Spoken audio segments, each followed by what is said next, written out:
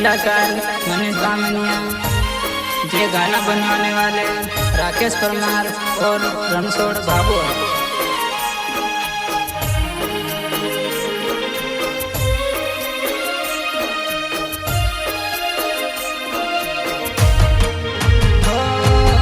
याद कर दिल या कोरोड़, याद मा कर दिल मारा होतरो बीमार पड़से। याद मा कर दिल मारा होतरो बीमार पड़से।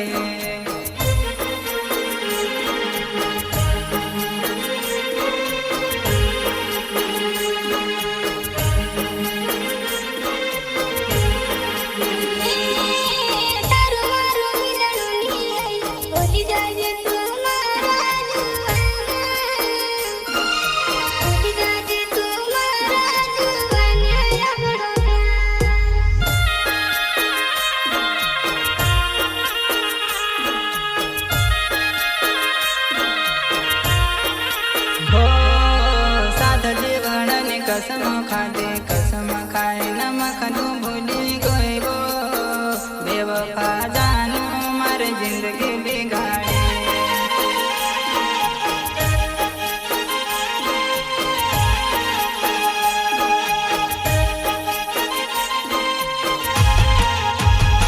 माफ कर जी भूल है त जाना जाना, माफ कर जी भूल है त जाना रोज कना की रमीड जो तो राम जाना।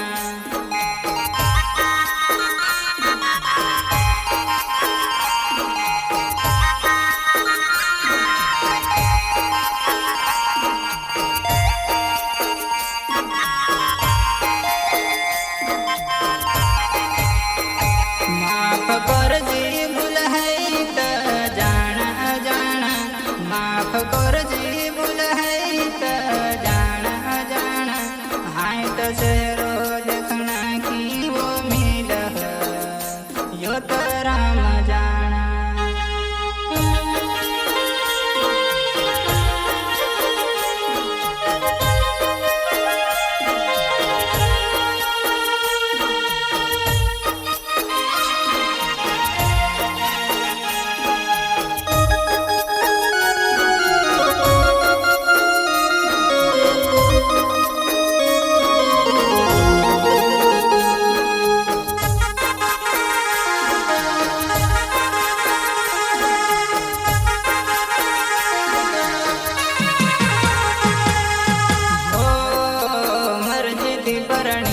सको मजबूरी नु बानो दईना, मजबूरी नु बानो दईना मर्जी थी भरणी गई।